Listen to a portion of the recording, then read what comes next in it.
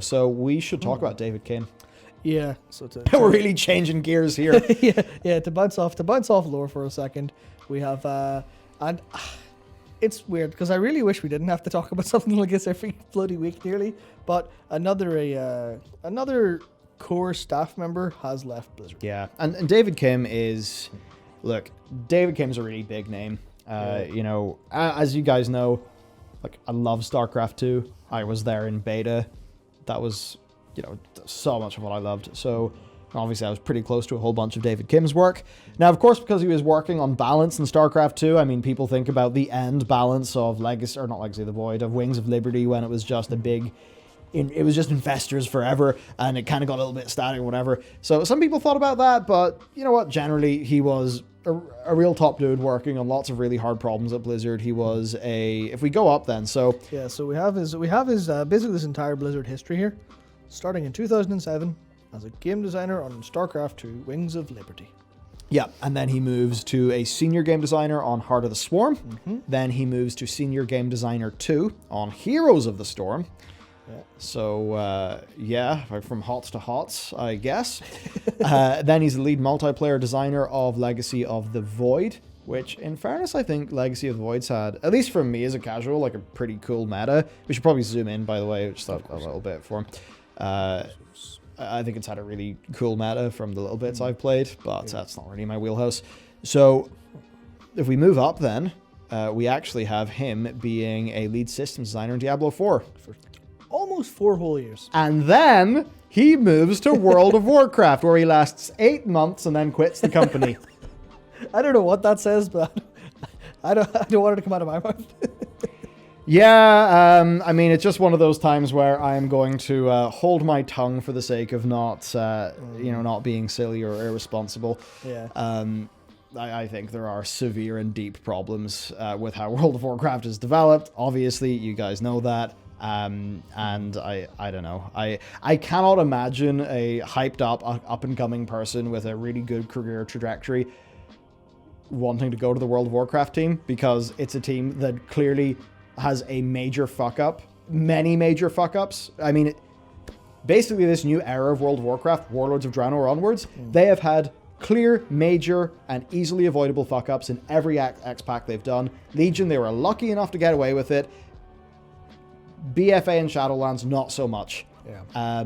We have heard whisperings, rumorings, murmurings of morale not being good over there, and I mean, now David Kim's gone.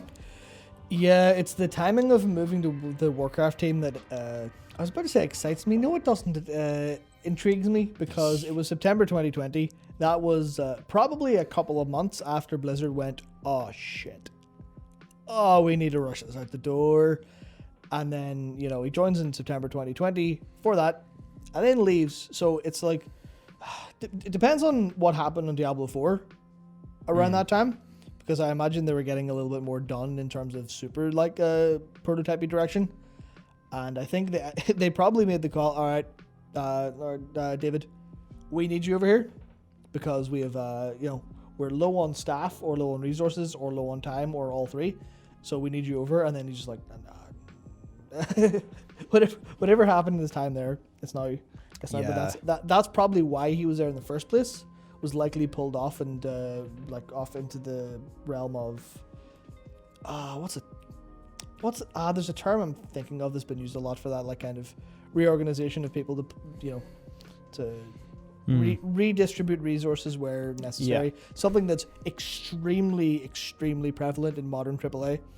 Especially if you've been following any of the Sony or Naughty Dog stuff recently. Yeah. So it's the sort of thing where it's like, it's happened again. Yeah. I mean, Omar Gonzalez, last time, where does he go? He goes to Dreamhaven. Yeah. David Kim. Where do you think he's going to go? Where do you think he's going to go? I mean, especially because, like, Dreamhaven, the Morheims. What is, I think, obviously Mike Morheim's favorite Blizzard title? StarCraft. I think. But Frostgiant are the people doing RTS. But you could see a situation where, Dreamhaven would be like, hey Yeah. there. Well, Dave. Hey there, David Kim. You know, you rose up those ranks in Blizzard, and we'd really like you over here. I mean, that's obviously speculation, but, you know, we speculated the same thing with Omar Gonzalez, and then 1 or 2 days later, he's in Dreamhaven. Yep. Or at least it's announced that he's in Dreamhaven. Yeah, I mean, there's the other thing, too, which we don't have here. Maybe if you opened your Battle.net launcher, you would see it, though. And that is that... Is it a risky move? I'm not sure why this is risky, but here we go. Yeah, just to see if there is the job posts. So they're advertising the job listings for the Warcraft team on the BNet launcher. Like, I saw it in mine, people tweeted it to me. I guess just updating or something. Any chance, computer? All right, cheers, thank you. So you just kind of wonder, what are they struggling with? I mean, they're obviously struggling with a bunch because they keep on making really, frankly, stupid and easily avoidable mistakes with every expansion they've made recently. Yeah. It's like, what is going on over there? Who are these jokers who just think that everything should be a soulless system? Because that's... This is a very old version of this. Yeah, you need to update. Right. Screw that. It's fine. Yeah, correct. You know, it's like... I guess it's just a bit depressing when you see the Blizzard team. You know, they're not literally walking into the same problem every time, but thematically they walk into the same problem every single time. We tell them about it in every beta for everything and every PTR, and then they still walk into the same goddamn problem. You know, to the stage where... to the stage where you just feel a bit defeated being somebody engaged with World of Warcraft sometimes because they keep on doing that.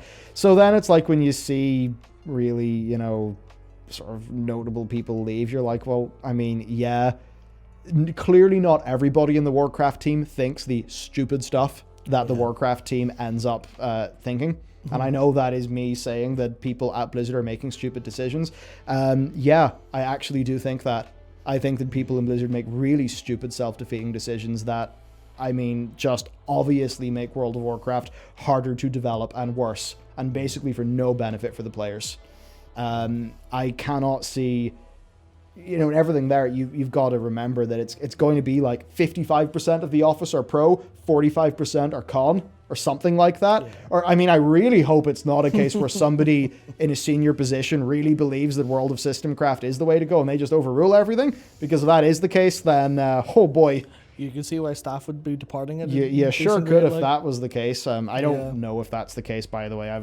That's just speculation. Although, seeing continual World of Systemcraft happen in spite of most of the player base being like, please, no, we don't like this. It does make you think that something loopy's going on, that they think that stuff's good, but whatever. I mean, I couldn't imagine like, there's, you know, imagine an alternate sort of path where, you know, people who dedicate a whole bunch of their life and time to World of Warcraft, you know, get into the World of Warcraft team. I can't imagine sticking around, given it's obviously a team staffed with lots of really smart people. Lots of them will obviously disagree with the clear landmines they keep on walking into. I can't imagine those people wanting to stay.